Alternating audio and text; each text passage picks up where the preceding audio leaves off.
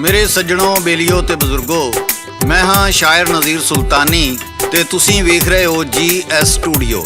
मेरे सज्जणों, साड़ी अज दी कहानी दा नाम है तुबका ते शेर। अज दी कहानी बड़ी मज़ाहिया है। इहदी फरमाइश करदे ने बहावलपुर तो अल्लाह दिता वट्टू, चीचा वतनी तो लतीफ़ रहमानी, सफदर शाह रहमानी, मुहम्मद अकबर रहमानी, मकसूद उर्फ बाबा काला, बाबा मोहम्मद शफी रहमानी, शेखुपुरा तो ज़िला खान, सामा लादिन खान, इलाका खान, वसेरे वसेरे खान, काकू लाला खान, सामो साम खान, खानगा डोगरा तो सोबान पट्टी ते चमन पट्टी, इटली तो जफर बबली पट्टी, गुरताज सिंह मान, स्पेन तो राणा शबीर आज़ाद, इंग्लैंड तो बलबीर सिंह कंवल, अमान सलाले तो चौधरी मुहम्मद शरीफ ते चढ़दे पंजाब तो बिट्टू लहरी, कैनेडा तो बिल्लू शाह। मेरे सज्जणों, असीं अपने इन्हां सुनने वालियां दा शुक्रिया अदा करने आ ते आउने आ हुण अपनी दास्तान वाले।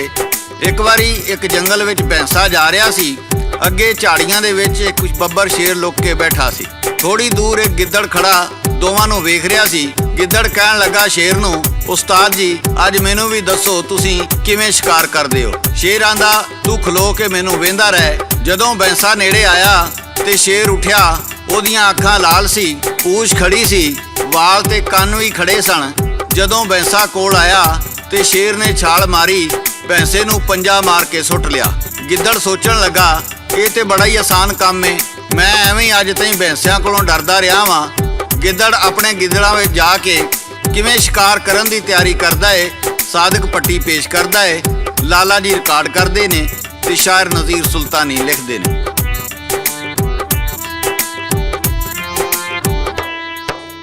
शेर ने जद शिकार कीता, गिद्दड़ रेहा तकदा, ओने यारो जायजा लाया शेर दी गूड़ी अख दा।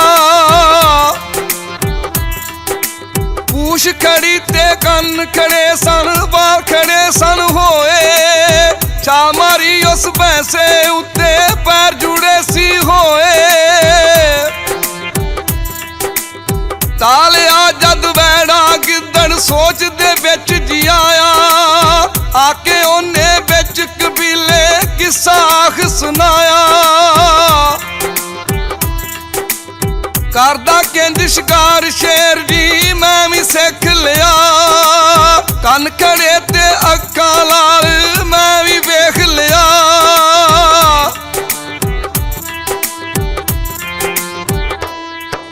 गिद्दड़ आके अपने कबीले विच कहण लगा, मैं वेख लिया है शेर किंज शिकार करदा है। असीं ते एवें डरदे रहने आ, मैनू सारी जाच आ गई है। हुण मैं भी शिकार करांगा ते तुहानूं विखावांगा ते नाले सिखावांगा। गिद्दड़ बड़े खुश होए, वो सारे शिकार लभण टुर पए। उन्हां नूं एक भैंसा नज़र आया ते गिद्दड़ अपने नालदियां नूं कहण लगा, मैनू वेख्या जे मेरी पूछ खड़ी हो जाए, कन खड़े हो जाण, अखां लाल हो जाण, मेरे लूह कंडे खड़े हो जाण ते मेरे मूँह ते गुस्सा आ जावे ते मैनू दस्या जे। उन्होंने कहा ठीक है। फिर की होया मेरे सज्जणों, ये सादक पट्टी पेश करदा है।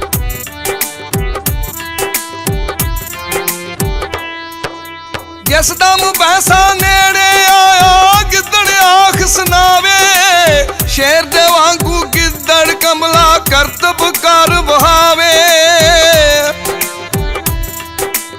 पुछन लगा गिद्दड़ा कोलों अखां लाल ने होइयां, गिद्दड़ा ओदे नेड़े आके 3-4 यार खलोइयां। अखां लाल ते पूछ खड़ी, बाल खड़े जी होए, कन खड़े ते गिद्दड़ यारो बैठे सी बिच टोए। गुस्सा अजे नहीं आया कोलों, गिद्दड़ बोल के कहंदा, अज नहीं भैंसा गिद्दड़ा कोलों यारो बचिया रहिंदा।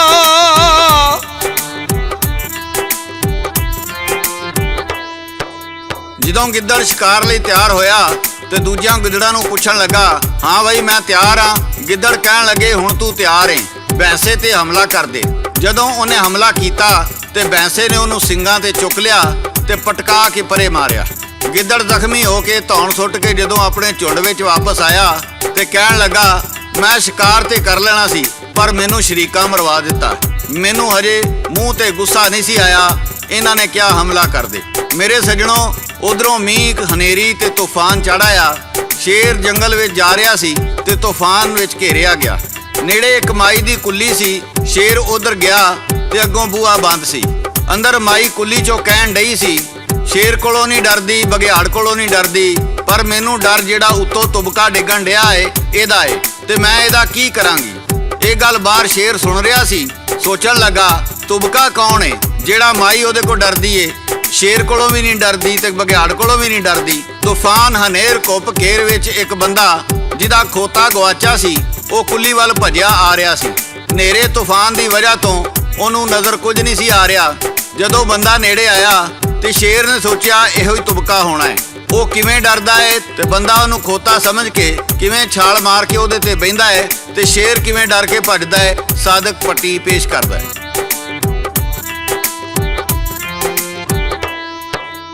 ਸ਼ੇਰ ਡਰ ਕੇ ਭੱਜਣ ਲੱਗਾ, ਖਰੇ ਤੁਬਕਾ ਆਇਆ। ਛਾਲ ਮਾਰ ਕੇ ਬੈਠਾ ਬੰਦਾ, ਕੰਨਾਂ ਨੂੰ ਹੱਥ ਪਾਇਆ। ਉਹ ਸਮਝ ਕੇ ਖੋਤਾ ਉਹਨੂੰ ਕੰਨਾਂ ਤੋਂ ਫੜ ਖਿੱਚੇ। ਸ਼ੇਰ ਤੇ ਵੱਲ ਜੰਗਲ ਦੇ ਭੱਜਿਆ, ਵੇਖੇ ਨਾ ਉਹ ਪਿੱਛੇ। ਬਿਜਲੀ ਚਮਕੀ ਵੇਖਿਆ ਬੰਦਾ, ਸ਼ੇਰ ਤੇ ਚੜਿਆ ਹੋਇਆ। ਹੁਣ ਨੀ ਵੱਜਦਾ ਸੋਚਣ ਲੱਗਾ, ਹੁਣ ਤੇ ਪੱਕਾ ਮੋਇਆ। ਰੁੱਖ ਦੇ ਥੱਲਿਓਂ ਲੰਘਿਆ ਜਿਸ ਦਮ, ਜੱਫਾ ਡਾਨ ਨੂੰ ਪਾਇਆ। ਜਾਨ ਬਚੀ ਤੇ ਬੰਦੇ ਨੂੰ ਜੀ ਸੁੱਖ ਦਾ ਸਾਇਕ ਆਇਆ। ਜਦੋਂ ਬੰਦਾ ਟਾਣ ਫੜ ਕੇ ਰੁੱਖ ਤੇ ਚੜ ਗਿਆ ਤੇ ਸ਼ੇਰ ਭੱਜੇ ਜਾਂਦੇ ਨੂੰ ਉਹੀ ਗਿੱਦੜ ਟੱਕਰ ਗਿਆ। ਕਹਿਣ ਲੱਗਾ, ਉਸਤਾਦ ਜੀ ਕਿੱਧਰ ਭੱਜੇ ਜਾ ਰਹੇ ਹੋ ਤੇ ਨਾਲੇ ਬੜੇ ਘਬਰਾਏ ਹੋ। ਉਹ ਕਹਿਣ ਲੱਗਾ, ਤੁਬਕਾ ਮੇਰੇ ਪਿੱਛੇ ਲੱਗ ਗਿਆ ਹੈ। ਇਧਰ ਬੰਦੇ ਨੂੰ ਤੂਫਾਨ ਤੋਂ ਬਚਣ ਵਾਸਤੇ ਗਿੱਦੜ ਦੇ ਕੁਰਨੇ ਵਿੱਚ ਪਨਾਹ ਲੈਣੀ ਪਈ। ਗਿੱਦੜ ਕਹਿਣ ਲੱਗਾ, ਉਸਤਾਦ ਜੀ ਤੁਸੀਂ ਮੇਰੇ ਨਾਲ ਘਰ ਚੱਲੋ। ਜਦੋਂ ਉਹ ਗਿੱਦੜ ਕੁਰਨੇ ਵਿੱਚ ਆ ਕੇ ਵੜਿਆ ਤੇ ਫੇਰ ਕੀ ਹੋਇਆ, ਇਹ ਸੁਣਾ ਰਿਹਾ ਹੈ ਸਾਦਕ ਪੱਟੀ ਬਾਗ ਮੋੜ ਵਾਲਾ।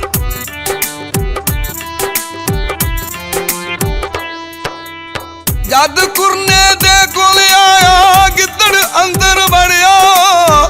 ਗਿੱਦੜ ਨੂੰ ਜੀ ਬੰਦੇ ਨੇ ਫਿਰ ਕੰਨਾਂ ਉੱਤੋਂ ਫੜਿਆ। ਗਿੱਦੜ ਚੀਕਾਂ ਮਾਰਨ ਲੱਗਾ, ਉਸਤਾਦ ਮੈਨੂੰ ਬਚਾਵੀਂ। ਖਿੱਚੀਏ ਤੋਂ ਬਾਹਰ ਤੂੰ ਮੈਨੂੰ ਲੱਤਾਂ ਨੂੰ ਹੱਥ ਪਾਵੀਂ। ਜਿਸ ਦਮ ਸ਼ੇਰ ਨੇ ਗਿੱਦੜ ਖਿੱਚਿਆ, ਕਾਨੋਂ ਦੇਸੀ ਲੱਥੇ। ਤੁਬਕੇ ਕੋਲੋਂ ਡਰਦੇ ਦੋਵੇਂ ਉਥੋਂ ਸੱਜਣੋਂ ਨੱਠੇ। ਵੇਖਿਆ ਰਿਛ ਨੇ ਭੱਜੇ ਜਾਂਦੇ, ਅੱਗੇ ਆਨ ਖਲੋਤਾ। ਪਿੱਛੇ ਉਹਦੇ ਆਨ ਖਲੋਤਾ, ਜੰਗਲ ਵਿੱਚੋਂ ਖੋਤਾ। ਕੀ ਹੋਇਆ ਤੇ ਕਿੱਧਰ ਚੱਲੇ, ਦੋਵੇਂ ਡਰਦੇ ਹੋਏ। ਬਚ ਕੇ ਨੱਸੇ ਤੁਬਕੇ ਕੋਲੋਂ, ਅੱਜ ਅਸੀਂ ਸਾਮੋਏ। ਗਿੱਦੜ ਦੇ ਜੀ ਕੰਨਾਂ ਉਤੋਂ ਲਹੂ ਫੁਵਾਰਾ ਵਗਣ। ਸਾ ਉਹਨਾਂ ਨੂੰ ਚੜਿਆ ਹੋਇਆ, ਫੁੱਲ ਡਰੇ ਹੋਏ ਲੱਗਣ।